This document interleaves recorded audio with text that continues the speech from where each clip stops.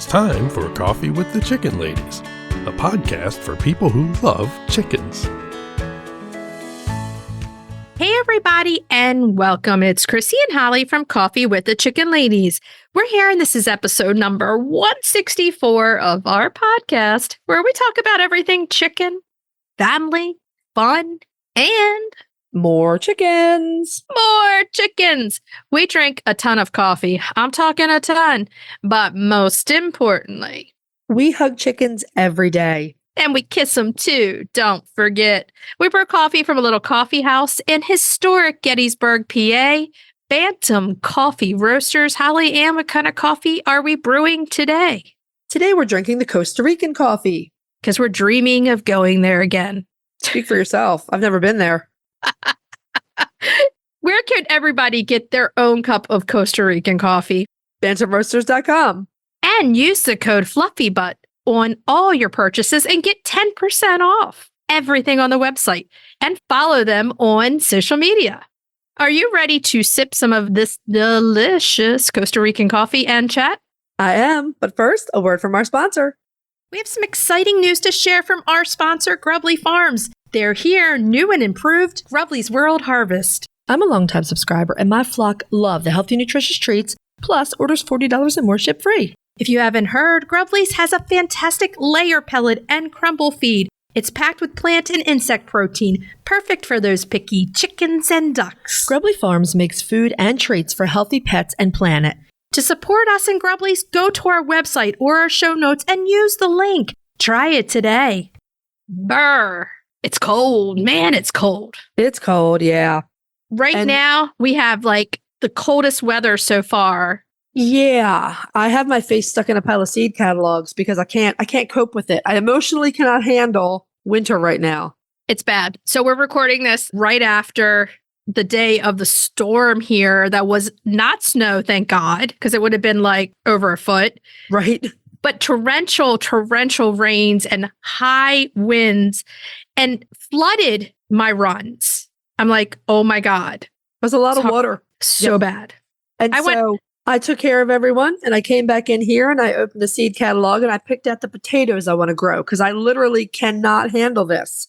It's bad. I was out there. The girls and I go out there and we go back and the babies are all in the run and the big girls are under the Nestera. And I'm like, girls, it's dry under there right now. But under the Amish coop, there was like ankle deep in water. I'm like, it was so much water. It was like an inch of rain in 2 hours or something. I'm like, you got to go in your house. You know this. So I got them all in and come in. And then schools were closed the day after for Ella. I still can't believe that the schools were closed. That's crazy. I've never seen that before, except during a hurricane. Well, I was on Facebook that night and I kept saying to Joe, oh, another water rescue. So Hartford County had like 10 or more people trapped in their cars. Oh, wow. On flooded roads. So when we woke up in the morning, we woke up to no school because there was something like 30 road closures and the buses couldn't get everybody. So They had to close schools. Yeah. I'm like, it's crazy. That is crazy. Well, again, I'm glad it wasn't like 2 feet of snow. Well, then we would still be shoveling. Yes. Yes, we would. My $20 gift that Joe got me that I picked out for my birthday is coming in handy. If you go on social media, you'll see me in this humongo yellow poncho made by The Comfy. I mean, that thing goes down to my ankles. It is paying for itself. $20, well worth it. That's fantastic. It's comfortable too and warm. Good. Anything else going on your end besides weather problems? My current obsession with potatoes and sweet potatoes. And that's about it. You know how I get? I pick out something I want to grow and then I get obsessed with it and I need to find all the heirloom varieties and, Over here, I'm like in between doing all the stuff I need to do outside with the chickens and everything else. I'm like trying to organize one thing at a time. I have that January organizational bug in me. Yeah.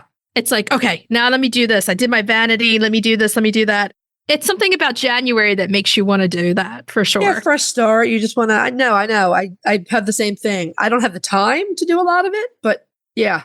I do want to address something. The last 2 weeks, we have not recorded in person because the stomach flu hit my family after New Year's, like directly after New Year's, and it's gone through all four of us. Mhm. And you have not yet been to my house to record in our studio.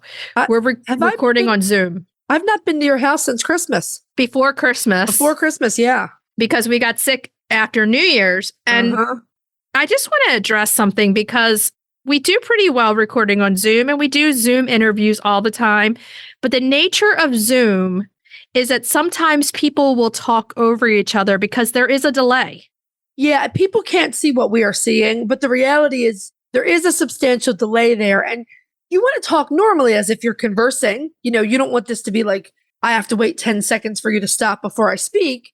But it does mean that we occasionally talk over each other. It just is the nature of the beast. And we try to edit it out unless there's something pertinent. It is what it is. It stays in occasionally. So if you do hear us sometimes talking over each other or even a guest, understand that's because there is a delay with Zoom. That's technology. It gives us the world in our backyard, but it also comes with some downfalls. And that's a very little downfall to pay to be able to speak to someone way across the world. It's great. I mean, our listeners are not sitting here with me while I edit things and spaces and say words that can't be said publicly, because we're really grateful that Zoom does work the way it does, but it's not perfect and it really does make editing a lot tougher. Yeah. So next week we will be back together. Everyone is finally feeling better over here. Joe's still a little under the weather and I have been cleaning like crazy. Great. So on that note, if you're listening to our show and you're loving it, head on over to Apple Podcast and leave us a written review. It does amazing things for the growth of our show. While you're there, hit that subscribe button. You never miss an episode, and it's another great way to help us. If you're looking for other ways to support the show, you can share your favorite episodes on social media. You can tell some chicken-loving friends about the podcast. You can visit our Etsy shop, check out our t-shirts, our mugs, our tiny chickens. You can become a patron of the show, patreon.com/coffee with the chicken ladies. Thank you to all of our wonderful patrons. And the other thing you can do to help support the show is visit our show notes and our website, use our affiliate links and discount codes, and buy products from our sponsors. Yay! Hey, Chris. Yeah. Do you like subscription boxes? Does it have anything to do with chickens? Of course. Then yeah. Let me take a minute to tell you about the Chicken Love Box. If you love goodies for your chickens and you need to go to chickenlove.com. I love the Mega Box. Tons of useful products for my flock and a chicken tea for me. You can't go wrong with a chicken tea. They are so cute and so soft. In the August box, I absolutely love those amazingly good-smelling nest box herbs and that giant roll of rooster stickers. They're great. I love the wood decorative plate. It's going up in our studio today. And with all my baking, those egg separators are going to work awesomely. Boxes start at $39 a month. They ship immediately after your order, and shipping is always free. Such a great deal. Don't wait. Get off the nest and click already. Use the code CWTCL50 for 50% off your first box of a 3-month subscription or more. That's chickenlove.com. That's chickenluv.com. Get your subscription today. Have you heard of Strong Animals Chicken Essentials? They make natural supplements for your flock. Strong Animals has used plant-based products and natural approaches to promote the health and vitality of backyard flocks. Their products contain organic essential oils, prebiotics, and other natural ingredients to support the immune system and digestive health. Give your chicks and chickens what they need to thrive with Strong Animals health products. Visit getstronganimals.com today. The Breed Spotlight is brought to you by Murray McMurray Hatchery, defining quality for generations. For over a century, Murray McMurray Hatchery has remained a trusted family-owned business, working tirelessly to ensure our poultry meet the highest standards. Whether you are an experienced enthusiast or just embarking on the journey, look to McMurray Hatchery for guaranteed quality, rare and heritage breeds, low minimums, and all the supplies you need to raise your flock. Request a free catalog today. 10,000 years of breaking the ice. Breaking the ice. It's time for the Breed Spotlight. Yeah. Yeah. You got to help me on this one. It's icy out. Where's the 10,000 years come from? I don't know. Just 10,000 years of breaking ice, man. This week's breed spotlight is The Vorwerk. yes, and they're from Germany. The Vorwerk. It is Yeah. spelled Vorwerk. Vorwerk. And you can work it with the Vorwerk. Yes. Vorwerk. Now, if you own this chicken, it's not going to be an easy one to say all the time because it's If not an you easy own- name to say. If you own this chicken, forgive us. The Vorwerk is a beautiful European heritage breed chicken developed in Germany. They have very similar markings to the Lakenvelder, but they're not the same breed. Where the Lakenvelder is white, the Vorwerk is a really pretty golden buff color. Yeah, I looked them up. They're really cool looking chickens. They are. They're a bit heavier than the Lakenvelder, and they are considered a dual-purpose breed, though some people occasionally refer to them as Golden Lakenvelder. The birds in the U.S. are Vorwerks, and they are a distinct breed. I saw a lot of people mentioning this Golden Lakenvelder, but I never saw the Golden Lakenvelder, just the Vorwerk, so I think it's a non-issue. I think it's just easier to say. The Vorwerk, it's not that hard to say. The Vorwerk, I want to say work instead of work. Well, But- that's because that's how it's spelled. Right. But it's much easier to say Lakenvelder. Lakenvelder, yes, it is. It's true. Now, there are two different Bantam versions of this bird. One is American and one is European. And the American Vorwerk Bantam was accepted by the American Bantam Association. It was developed in the 1960s by actually a German man here in the US. Okay. And it has its own kind of little history. But if you do see Vorwerk Bantams in the US, they are an American creation. They're not the Vorwerk Bantam in Europe brought over here. Noted. So around 1900, a German breeder named Oscar Vorwerk Shocker. began working on his namesake chicken. Now, if I just, I'm sorry, I don't mean to interrupt you, but if I discover and I do a chicken breed, I'm going to be like master of sapphire and this and that. Like everybody,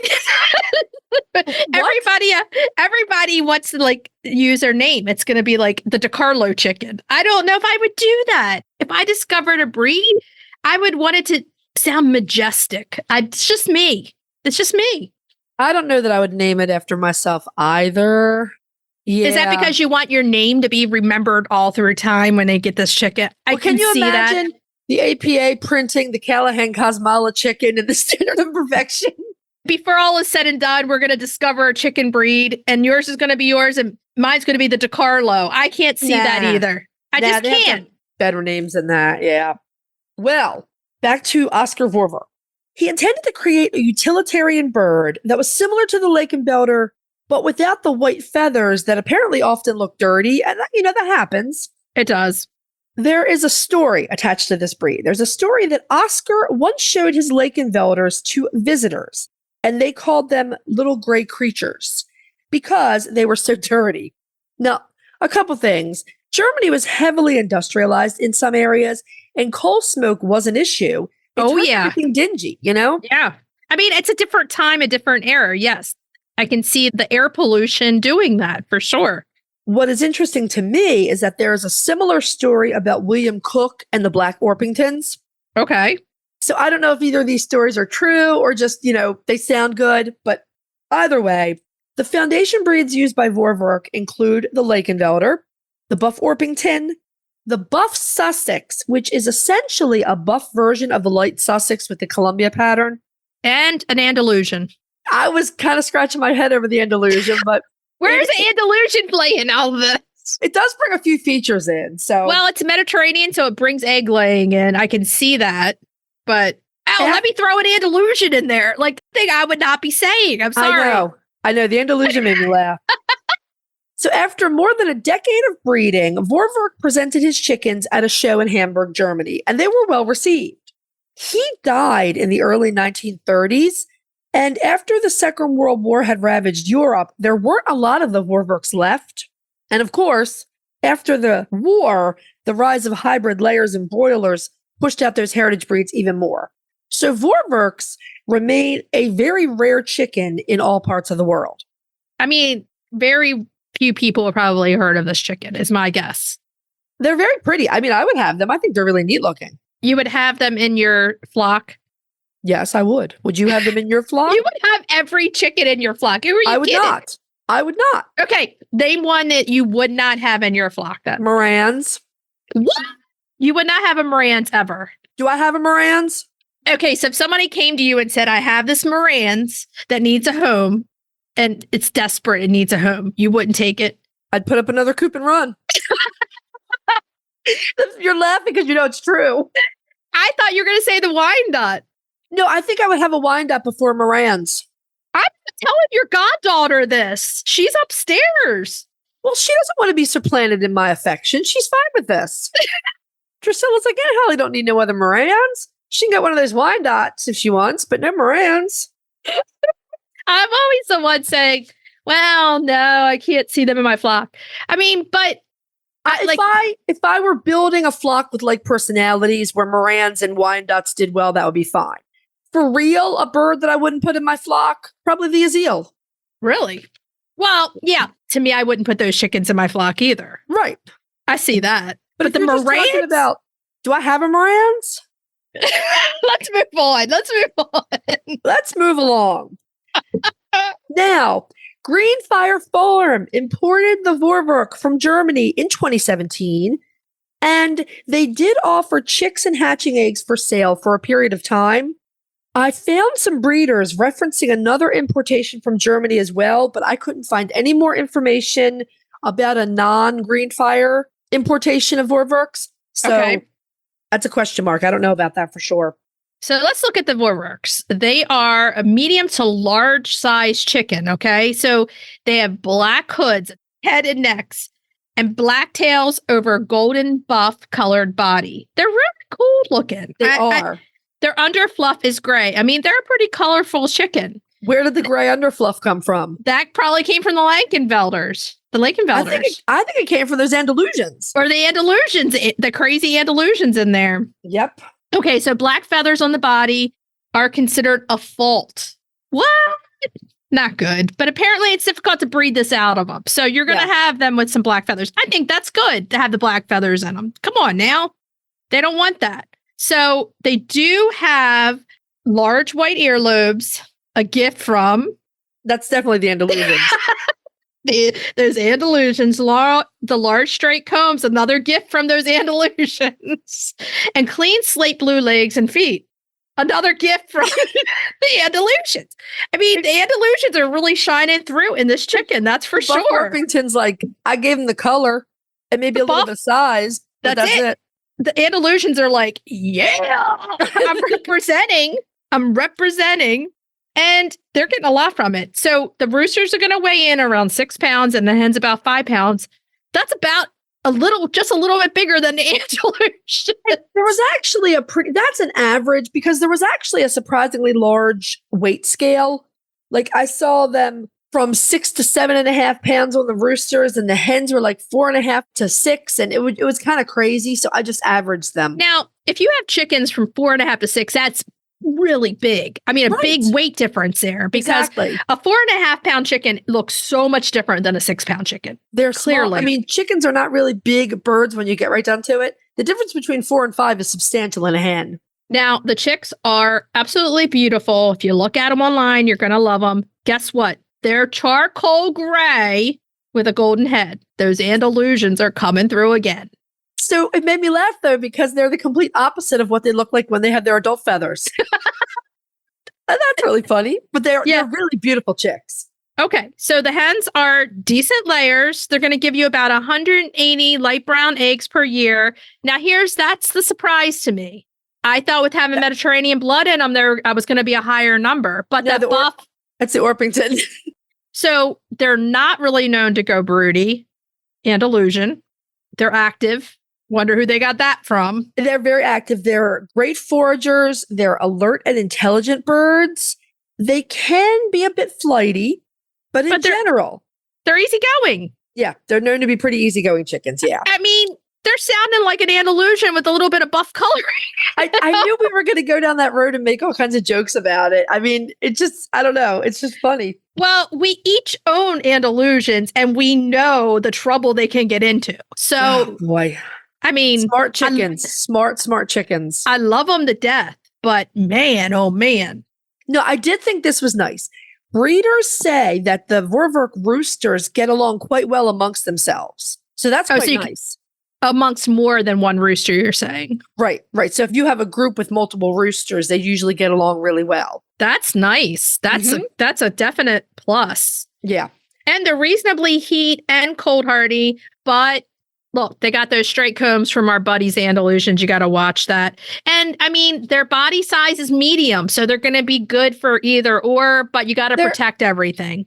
They're not heavily feathered. That's the only thing. They're not heavily feathered, so they will probably feel the cold sooner than, like a Brahma or a Fowls. They're not going to feel the cold really quickly, but a Vorwerk might, so just if you had them, keep an eye on them, see how they do. I mean, the Fowls, if there were chickens on the movie Frozen, they would be salmon Fowls. Oh, yeah, that's what Pete used to say. They're the frozen chicken. Yeah. They're the frozen. So, I mean, yeah. The Fowls we saw at the Ohio Nationals. It was my God. So much fluff. I've never seen Fowls that look like that. And I've never seen ours are like half the size of what those were. Yeah. So there isn't a reasonably active Facebook group. Shocking to me. I was pleasantly surprised. The Vorwerk Chicken Breeders USA, they are a good source for birds and hatching eggs. The breeders on that group look to me, and I'm not a member of that group. I was just kind of visiting. A lot of people in that group are very passionate about this breed. So if you're interested, I'm sure they would, be happy to answer questions, etc. I'm still surprised that they don't lay a white or a cream egg. I'm surprised. I mean, they've got Sussex in there. They've got Orpington in there. They've got brown egg layers. And that's interesting. I don't know enough about breeding to know who carries the dominant gene for egg color, et cetera, et cetera.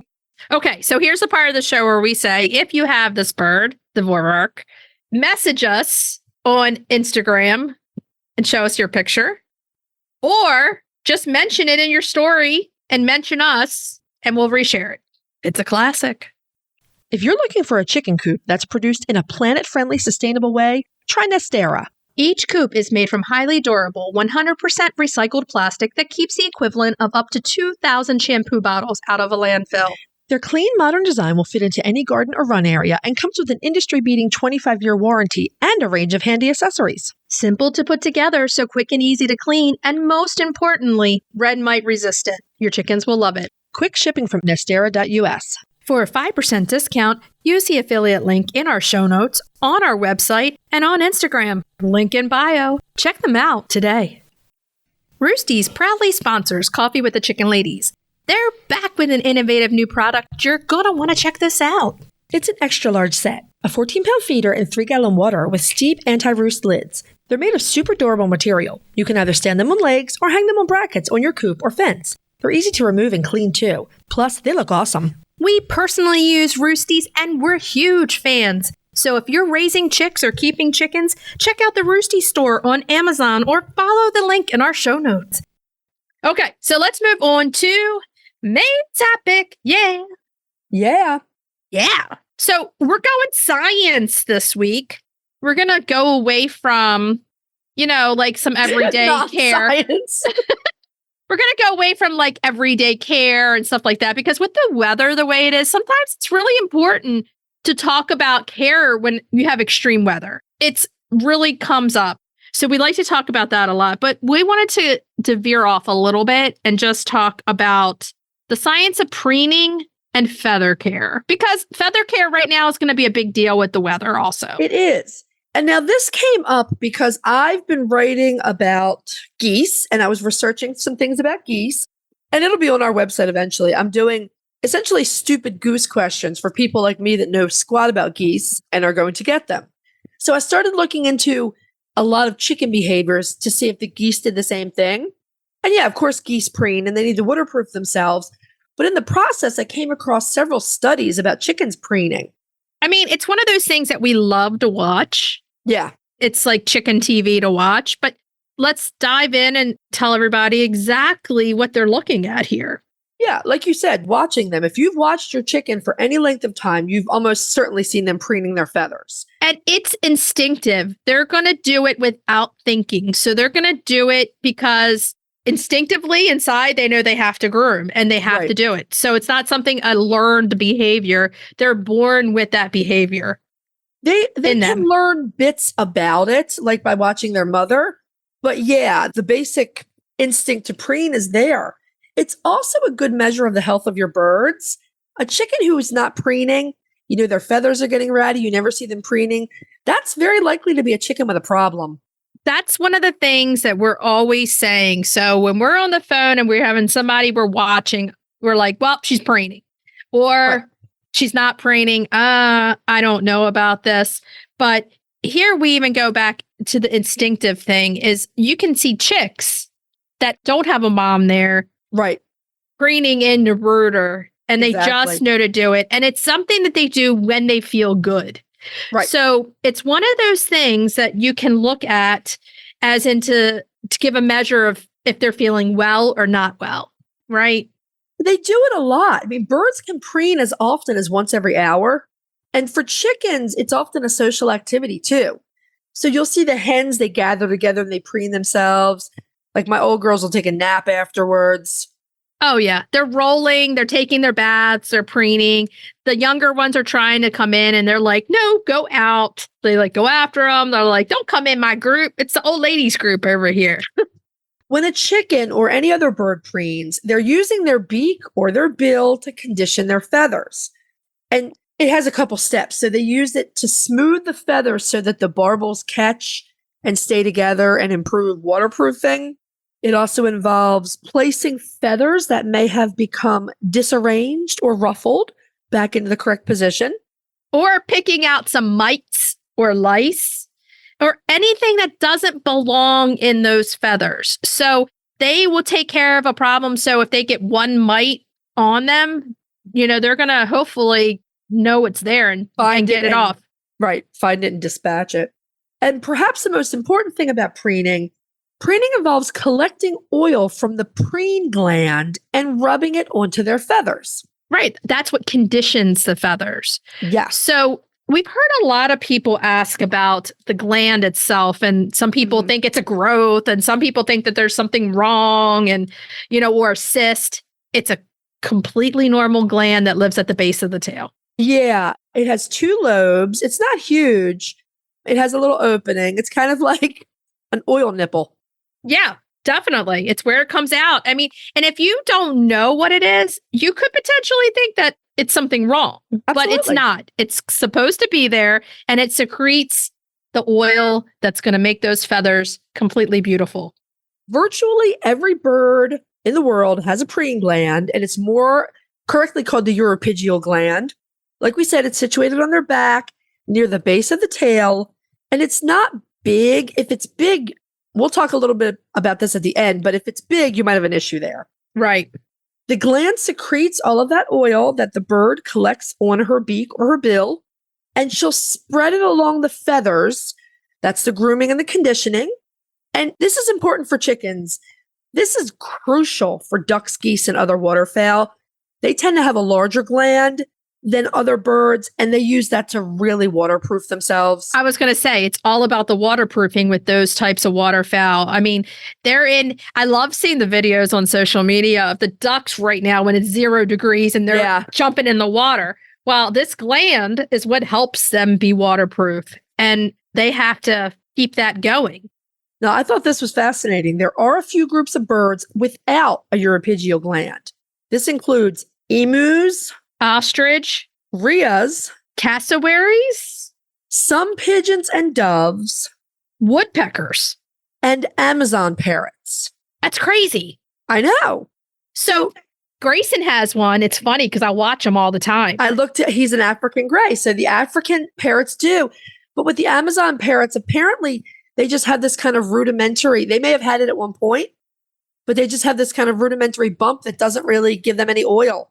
Oh, yeah. I mean, Grayson, and sometimes, they're going to rub their heads on it too. You've seen them rub the backs of their heads on the gland. That's what the geese do. Apparently the geese will roll their head all over the oil and then roll it on the rest of themselves. It's really funny. It's kind of what Grayson does. So Grayson uses his head to do it. And, he's a little bit different than the chickens that way. So, but they all have it. I mean, the ones that don't have it, okay, why doesn't a woodpecker have it? They need to condition those feathers. I don't know. I mean, I guess they have other means. Some of them will actually bathe in water. Some of them pigeons and doves, they're out there in the winter. Some of them, not all of them. Some of them have it, some of them don't. That's crazy. And I didn't get into it really deeply. But usually the other types of birds are either using dust baths or water baths or both. Right. Now, silkies do have the preen gland, but because their feathers have no barbules, they cannot waterproof themselves even if they tried. Exactly. Now, those are like, if you think about the way to explain is like little umbrellas that kind of branch out across the feathers and keep them, they're like kind of like little. If you've ever played around with a feather, the fibers stick together and you can pull them apart. And when you're pulling them apart, that's the barbels. You're right. It's making like an umbrella that covers the skin. So the water bounces off versus goes and gets absorbed. Now in a downpour, it's going to break through. But right. I mean, they are going to get drenched eventually, unlike the waterfowl where it's almost impenetrable. But back to dust baths. Dust baths are important for several reasons. But in chickens and some of the other birds with preen glands, they actually use their dust bath to help remove excess or stale oil from their feathers. Exactly. That dust bath it's useful for everything. Now, I put a video up of Cornelia doing a dust bath in her pine shavings. Right. Because she was in her little pop-up and it acts as the same way. It does kind of help clean everything off. And then they stand up and they shake all the excess off. Now, here's where we get really sciencey. The secretions produced by the preen gland can vary greatly depending on species, on hormone levels, on the bird's diet, and their gender. This is where we say diet plays a role in the feather condition of your birds. You have to feed a high quality food in order for those feathers to be at their best. Preen oil is generally made up of waxes, fatty acids, and volatile organic compounds. Got that? Oh, yeah. Scientists have only been studying preening in depth for about the last 20 years or so, and they've come to some pretty interesting conclusions. The preening process provides a ton of health benefits, including... Okay, so let's start. You go through the first one. The Uropygial gland produces a sebaceous material containing vitamin D precursors, which are then converted to the active form of vitamin D3 when they're exposed to ultraviolet light. This active form of vitamin D3 is ingested by your chickens during preening. It makes sense. Vitamin D and sunlight go together. Yep. It makes total sense. Okay, so preen oil is used to soften and protect the keratin and prevent the feather barbules from becoming brittle and breaking. This is really important. This is where the oils come in. If you don't give your chickens a high nutrient dense food, they're not going to have enough to make this, and their feathers are going to break very easily. And you're going to see like those feathers where half of it's gone or part of it's broken. They just start to look kind of ratty and unkempt. Exactly. The components of preen oil change during mating season, and they act as a chemical signal amongst a flock. Well, it's their axe. Preen oil body spray. Yes. Calling all the ladies, come on over. Now, I didn't put this in here. I found an article and it was really, really sciencey, and I was having a hard time digesting it, so to speak. But what they were saying was that sometimes the preen oil actually alters the way the feathers look under ultraviolet light. I'm sure. So it can fancy up those feathers and the boys can see it. Oh, yeah.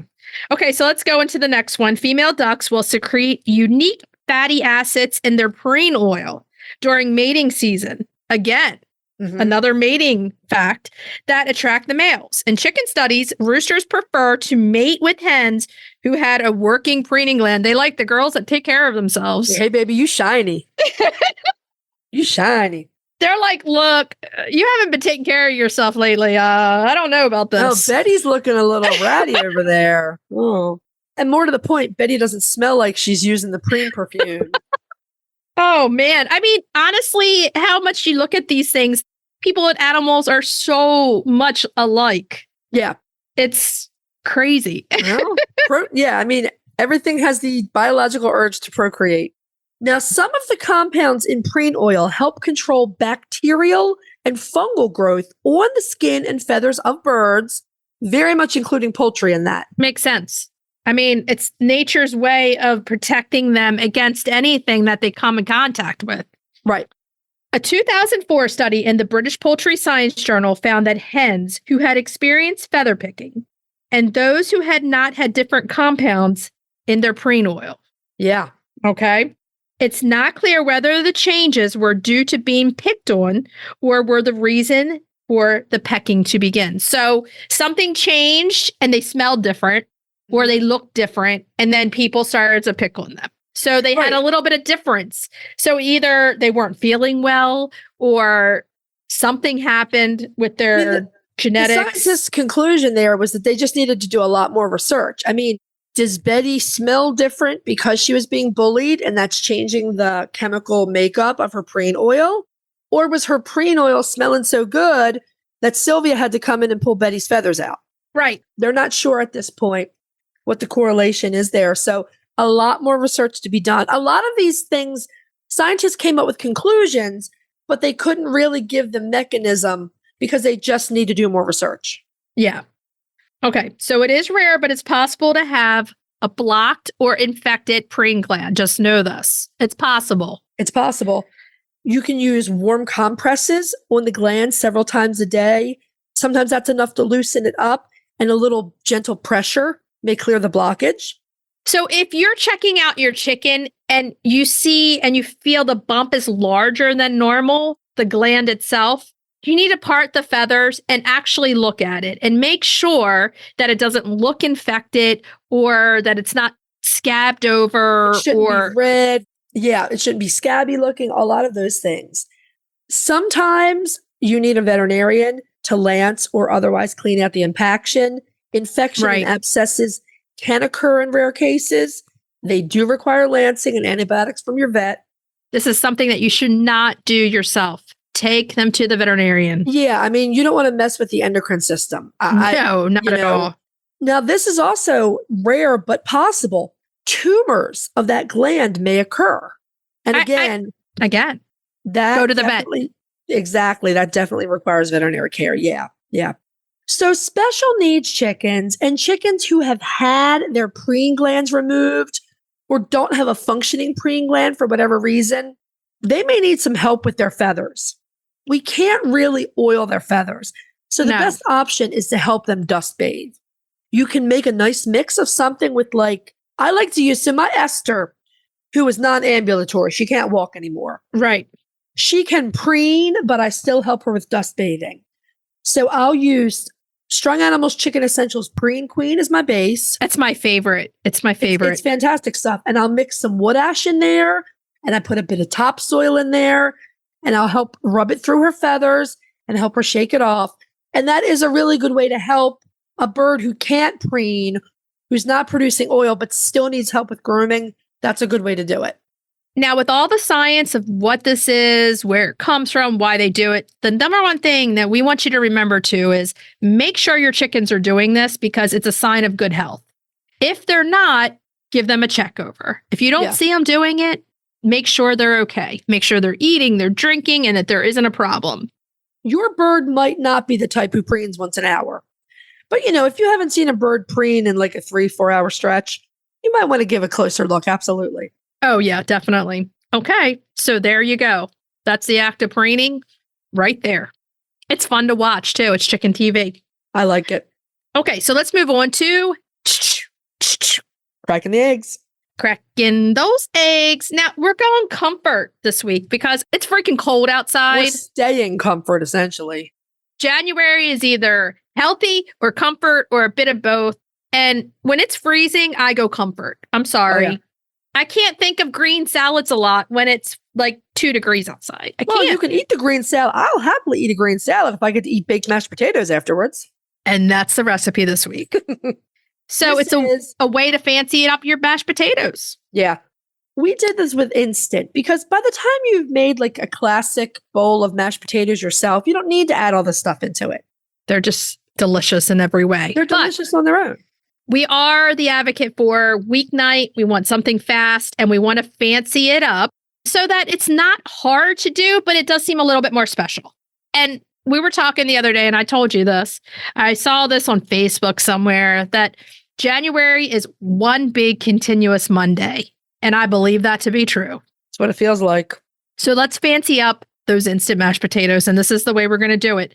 Let's take a look into our ingredients and what we need. So we need 2.5 cups of milk or dairy-free, 1.5 cups of shredded cheddar cheese or dairy-free cheese, 1.5 cups of water, 4 tablespoons of butter or dairy-free butter, a teaspoon of salt, a teaspoon of garlic powder, 2 3/4 cups of instant mashed potato flakes.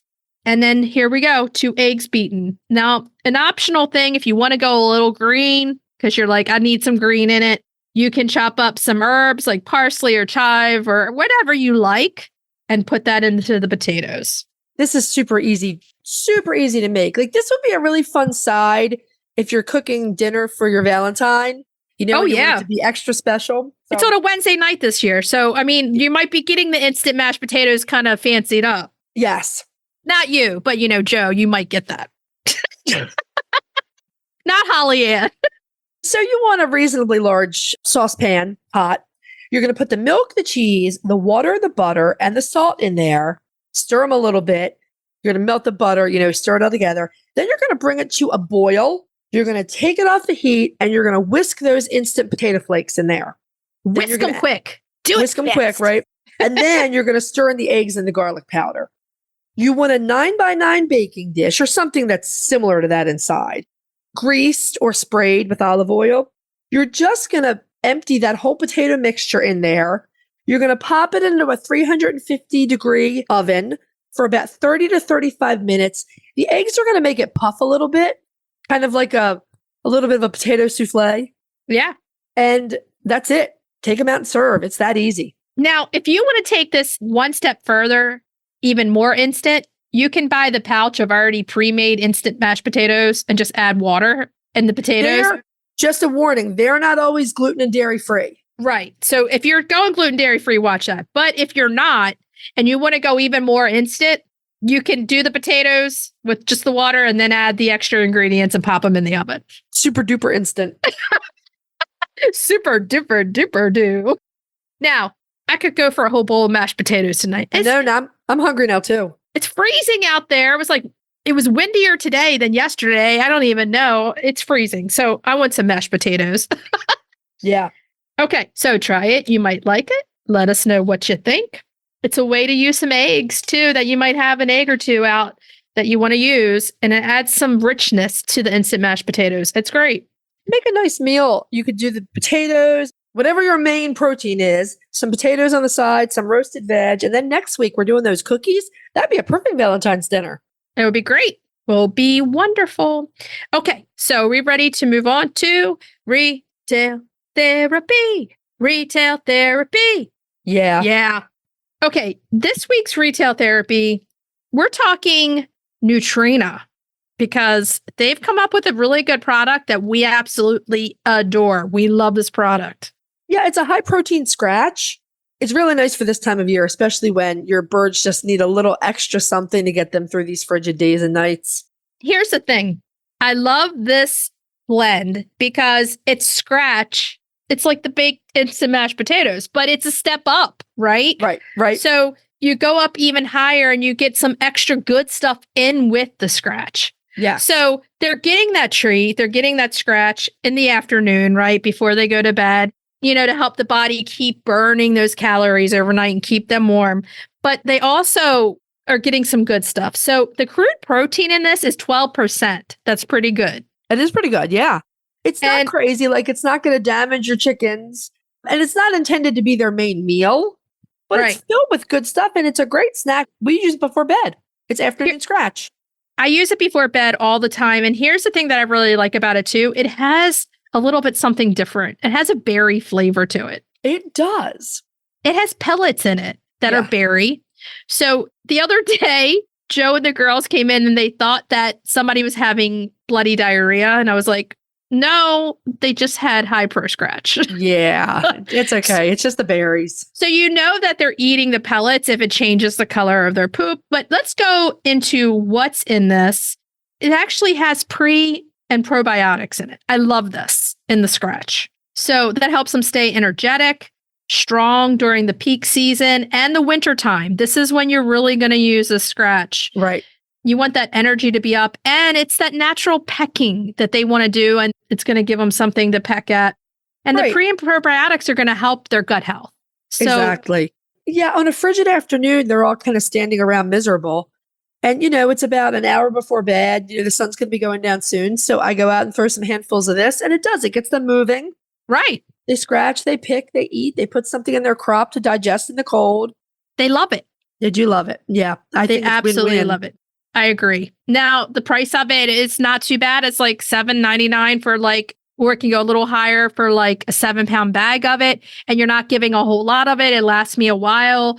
So go out and try it. You're going to love it. My birds absolutely love it. And I love the fact that it's peppered in with extra stuff. So Yeah, it's fantastic. My girls don't waste any of it. They eat it all. everything. Mm-hmm. It's a treat that you can feel a little bit better about giving because it has Yes. extra stuff. The pre and probiotics alone, I love that in it. Yeah, I agree. Yeah, it's really good stuff. Like I said, I think it's fantastic to give them some before bedtime on these cold days. And, it's Nutrena, it's good quality stuff. You can't get better. Okay. So should we tell everybody what we're going to be talking about next week? Next week, we are spotlighting the beautiful Mediterranean Menorcan chicken. Yes, we are. Main topic. Oh, fun. We're talking about rodents and winter predators. Yay! You can't see my face, but Yeah. Cracking the eggs, hot chocolate cookies. oh yeah, this is from Ella. Yeah, they look amazing. And retail therapy. Well, the air is a little dry. We're talking about comb balm. Oh yeah, we're going to look at them and tell you the best ones to choose. Okay, so what should we tell everybody to do until next week? Hug your chickens. Every day and kiss them too. We'll talk to you next week. Bye-bye. Bye. If you'd like to see more of us, please follow us on Instagram at Coffee with the Chicken Ladies. If you'd like to help us grow the podcast, please leave us a written review on Apple Podcasts.